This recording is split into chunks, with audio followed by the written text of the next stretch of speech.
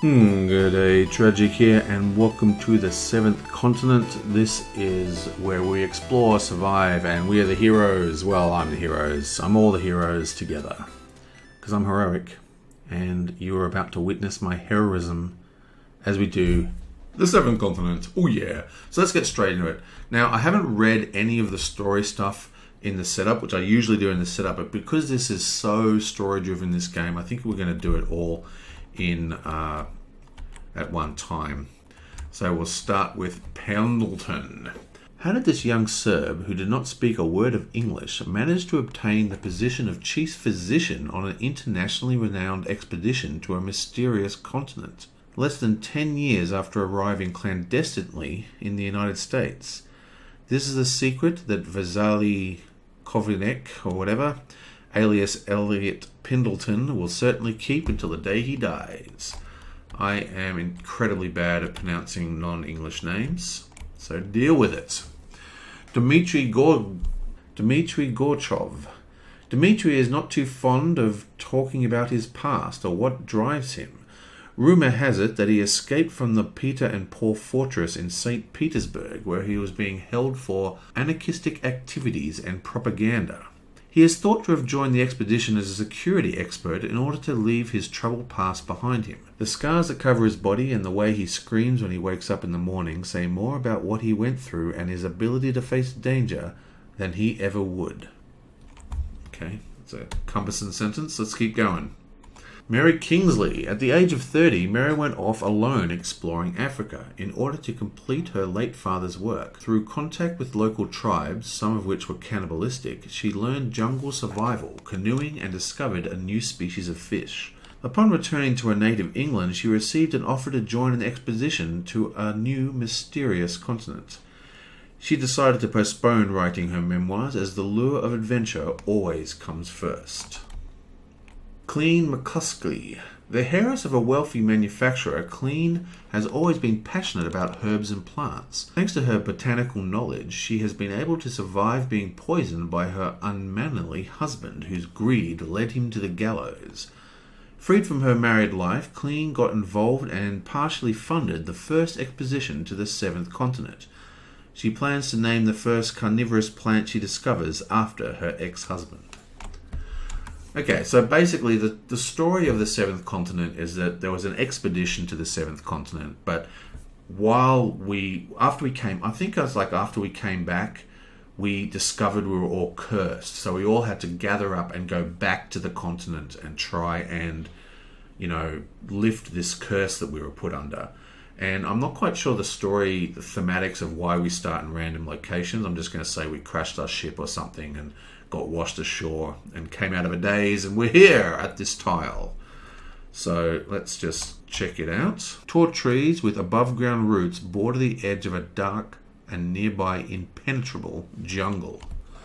Okay, and the actual curse that we're doing, this is our clue: an offering to the guardians, an old paved road, some text I can't make out, and we have a +9 value card. That's good. An offering to the guardians. In rare moments of low fever, you investigate the causes of the evil consuming you. No matter how you look at the question, you cannot seem to find a reasonable answer. You fall into a restless sleep with a heavy heart. You wake up stiff and aching and find yourself lost somewhere in the middle of the forest. The vegetation, though exotic, looks surprisingly familiar. Would you, by any chance, be back on the continent? How? Why? These questions dance in your mind, but you find yourself without answers. Noticing some paving stones nearby, you are immediately reminded of a conversation with Ivan, the geologist from the Omega team. Ivan had been sure that a road used to run through the breadth of the continent in the days of antiquity. According to him, statues representing local deities would be erected alongside the ancient pathway. Perhaps this trail is worth following after all. Regardless, you seem to have no better option. Begin the adventure by putting a 1, 2, 3 card into play, and each player starts upon it. Okay, so we're kind of looking for a cobblestone path. And this is definitely the right one. 1, 2, 3. Yep. So let's bring out fog of war, I guess, for want of a better word. And now we are ready to play. So the way this game works is that you do skill tests and you have an active player. So say I say Kingsley is the active player, but everybody on the tile that she is on can be involved in the test. And this game, it's very important to do that. It's not. I don't really see a lot of reason to split up the party in my noob level at this game. So unless I state specifically, unless I say, oh, this person's going to do it alone or just with this person, everyone's going to do it at once. And the first thing I'm going to do is clear these tiles. We have 4 players and we have 4 tiles. Now, if we look at these explore actions, you can see that it's got the blue tiles and the stars. And all the actions look kind of like this. The blue tile is the action cards that you flip, and you need the successes listed in the star. Now the little plus sign means that you can flip as many or as little as you like.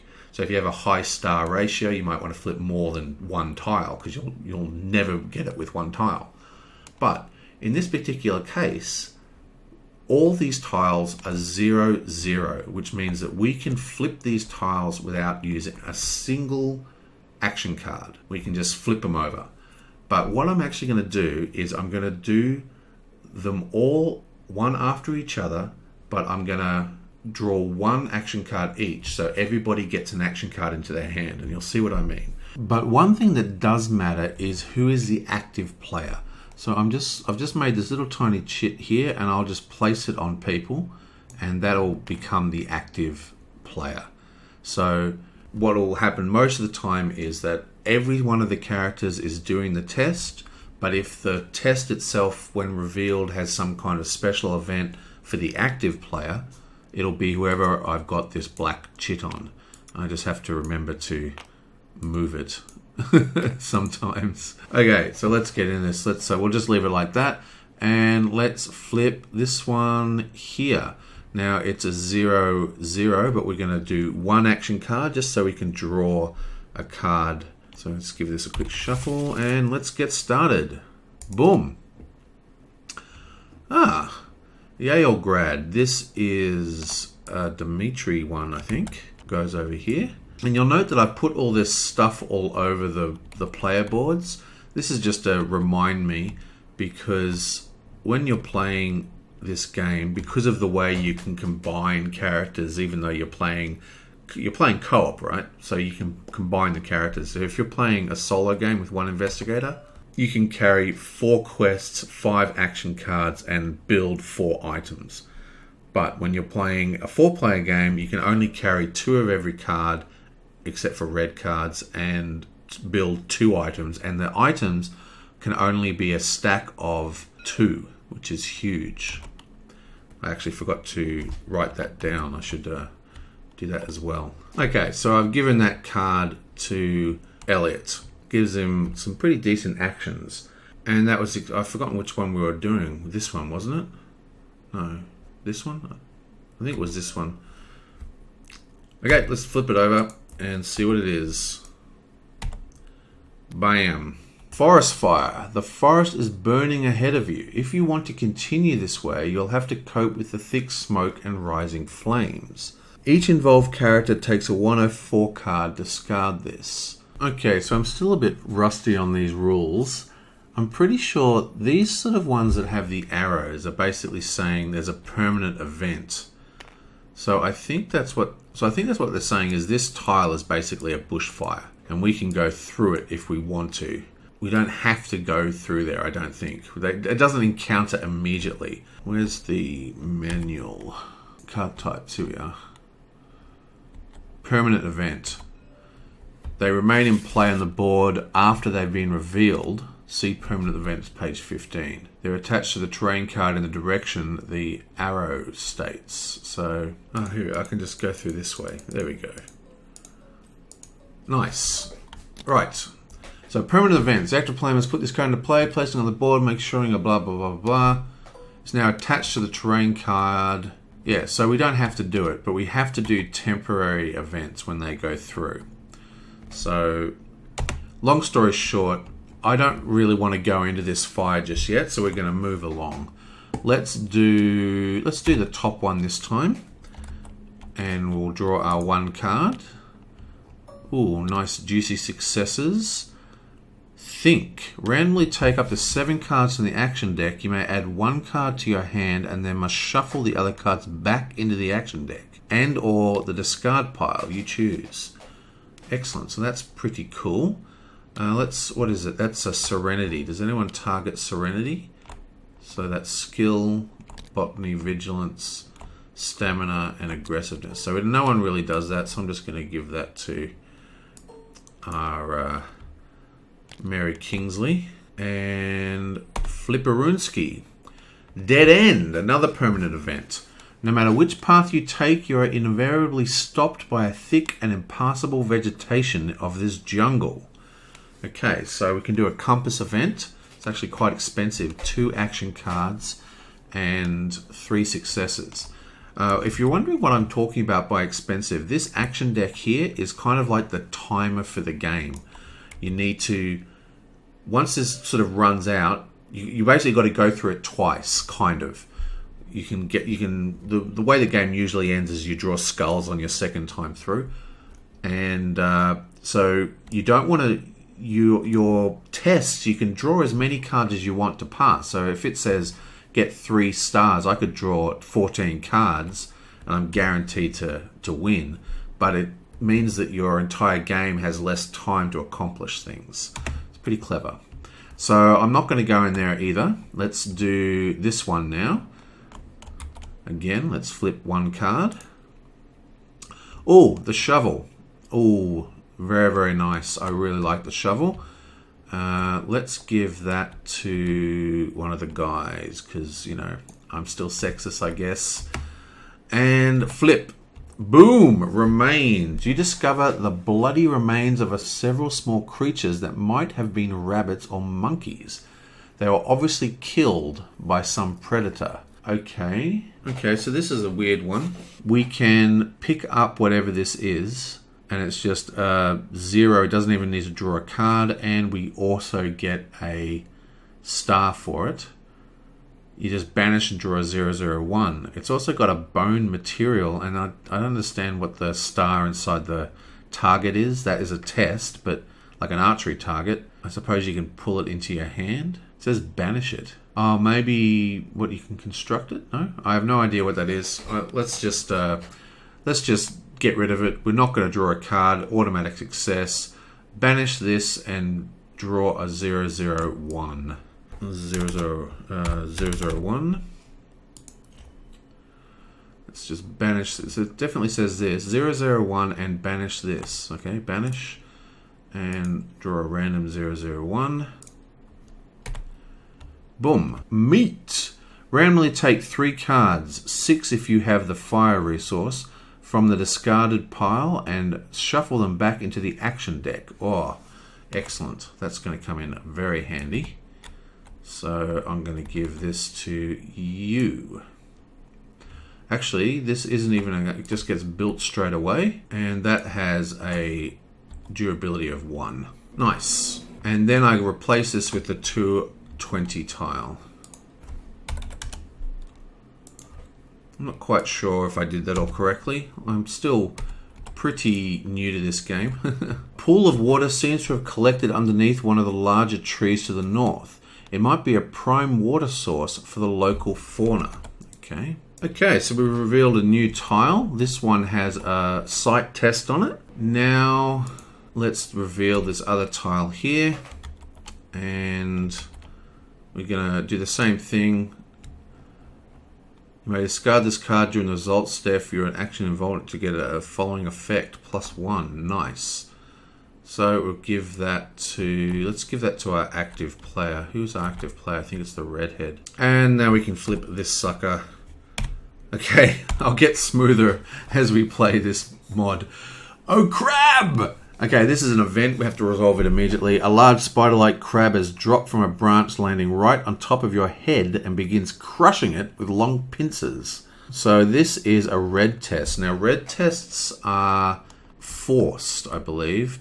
An action that all involved characters and only them must take. So she is the active player, but we all explored here together. So it basically is attacking all of us. So we're all involved.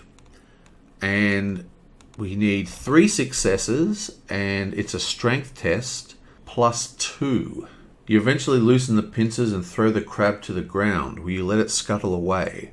One involved character may discard 1 card with the keyword aggressiveness from their hand or inventory in order to take a 0/0/1 card.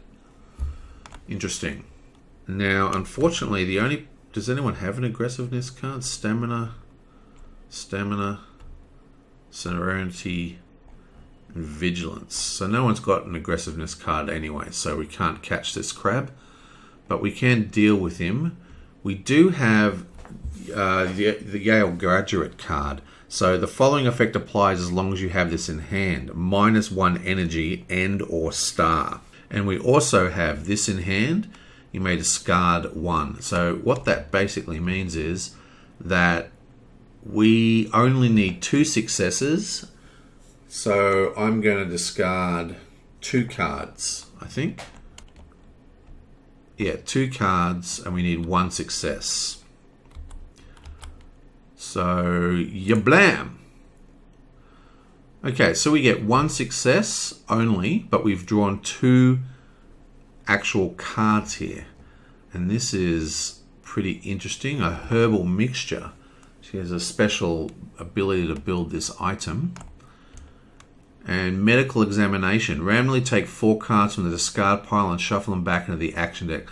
I like this. Randomly take 1 card from the discard pile and shuffle it back into the action and discard. Interesting. That's actually pretty cool. We have no cards in our discard pile just yet though, so I think we'll just try and fish that out and get it later on in the game. So we'll take the herbal mixture and give that to you. And this was 1 success. She's going to discard this for 2 successes. And what do we need? 3 successes, right? Yeah. And he has this one, which says, the following effect applies as long as you have this in your hand. With strength tests, we have a permanent star. And this is a strength test, as you can see the little, muscle arm, which means we have 3 stars, which means that is a pass. Okay, you eventually loosen your grip with the pincers and throw the crab to the ground. Will you let it scuttle away? We have to, because we don't have any aggressiveness cards. So that be the end of that. And we're replacing it with 161. Okay. 161. Yablam. The vegetation, though still somewhat dense, has given way to a little more open space in this area. You notice the remains of a camp not too far from the precipice. Oh, this could be good. We could find our old camping site. That might help us quite a lot. Flip this over. Yablam. Nice. You've got to make sure you check out all these cards because they've got lots of little details on it. So we've got a test and there's no other exits. That's interesting.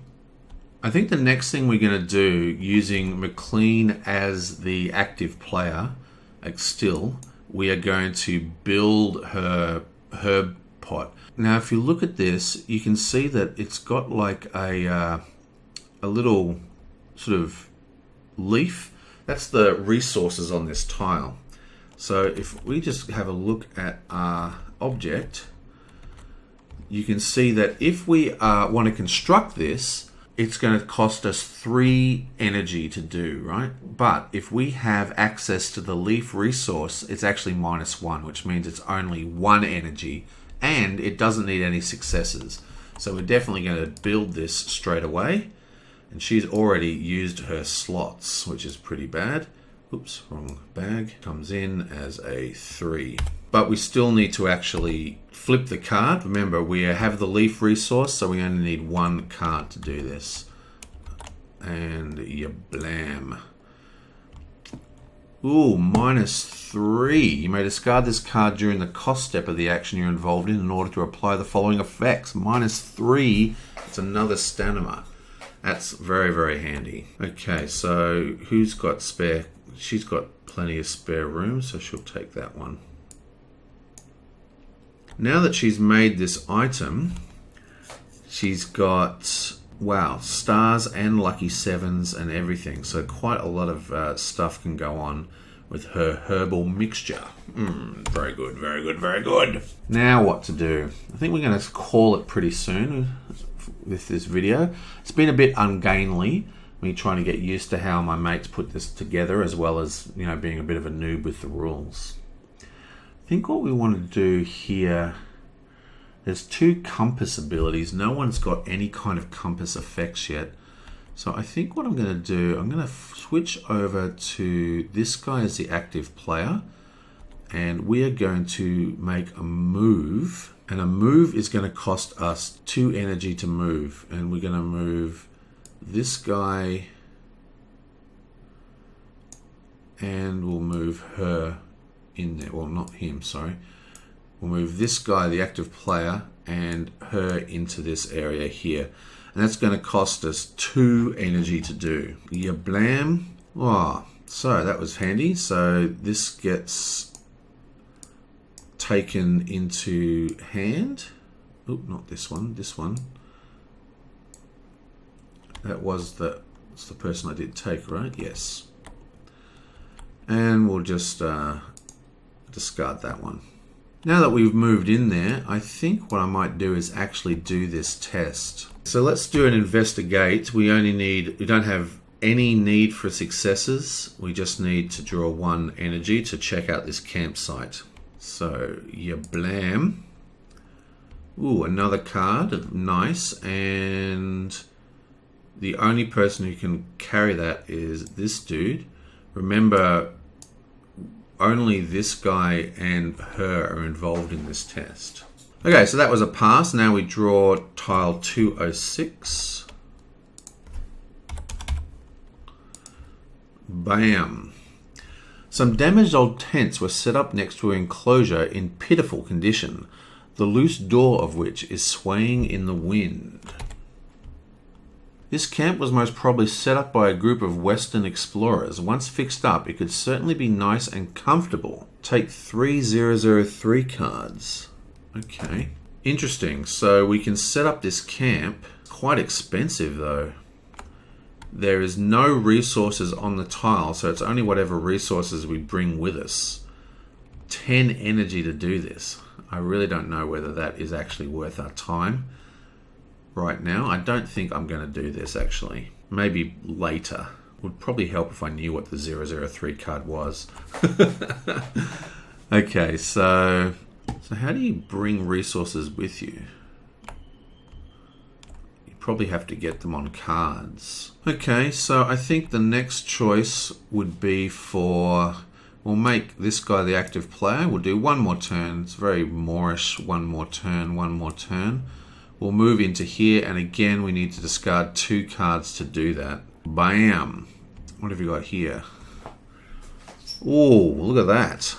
Lots of 7s. Examine notes. Take a 050 card, keep 1, and return the other one. Discard this. Okay. The trap is actually very, very cool, but I think I'm going to take 2. So I think I'm going to take this one. Do I have any spare? He has 1 spare slot, so he'll take that. Discard. And that's moved us in there. So when you're moving, right, you can move from this mark here, like this kind of cross, to any other cross that has an unbroken path. So, and you do the test on the tile you're standing on. So these people here would do this test, and they could move to this tile. Also, all the characters have -1 if they're moving to an explorer or a fire figure.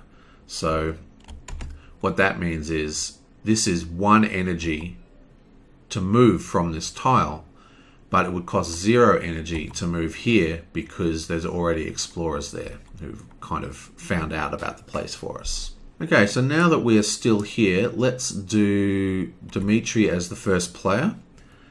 And I'll just quickly do this as well. We're going to do this test.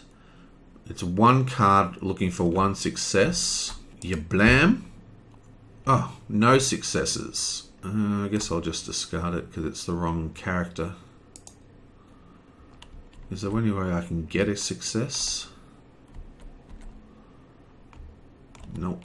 Oh, look at this card here. -3 on the successes. That's actually really good for building that tent. Very cool. Okay, so that's a failure, which means nothing happened. So he's going to do it again. This time he got a success. So I'm not quite sure about the order here. Yeah, so the result step is step 3 and the skill step is step 4. So for the result, I take 2 level 50 cards, and I guess this gets discarded, doesn't it? How about taking a few moments to study the notes that you and your companions took during your previous expedition to the 7th continent? Okay, so let's get a 0, 50. And we'll draw 2 of them. Take 2 cards, keep 1 and return the other one to the discard pile.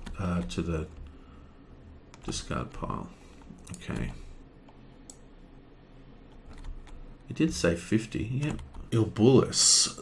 The page torn from a botanist's journal reads, Ilbulus gives off a particularly foul smell. I suspect it to be a defense mechanism. If this plant can be seen on a terrain card adjacent to your terrain card, you may move to it. The cost of the movement action is 0. Free movement, nice. This page is also torn from a botanist's journal. Pterococcus leaves stimulate the imagination and thinking when chewed. Be careful, however. If taken in excessive quantities, they may cause strong and possibly dangerous hallucinations. Okay. When this plant can be seen on your terrain card, the active player may exchange 1 skill card from their hand with a skill card of their choice from the action deck. Wow, that could be extremely powerful, but the active player takes a 108 card. I think we're going to take this one. This one's very good. Free movement's good. Is there any... Do we actually have any of them? None of them are on the map at the moment. We have a plant here, and that's pretty much it. So yeah, I'm going to take this one and I'll stick that in my journal, and this one gets banished, right? It's a discard. I think these go to the past and these ones go banished. I think that's the way it works, right? Anyway, so we've got this extra action in our journal that we can take when we really need to. That's pretty cool. And that also cleared a slot during the result step, which means we can now take this into our hand, which is step 4, the skill step. Choose 1 card in the discard pile and add it to your hand. Discard this card. Okay, and that costs 0. So what have we got in here? Anything we want? Free. Oh, we can get this item. Still haven't found a rock though. I think you might just hold on to that for a little bit. And what I'm going to do is let's grab this. I'm just going to mark these just to mark the ones that I've done, just so I know for future reference. I might actually color them the same color who was the active player. So this was actually a red test. So that's the situation at the end of the first video. I will see you guys next time. Hopefully I haven't made 500 zillion mistakes, but you know, I might have. I'll see you guys next time.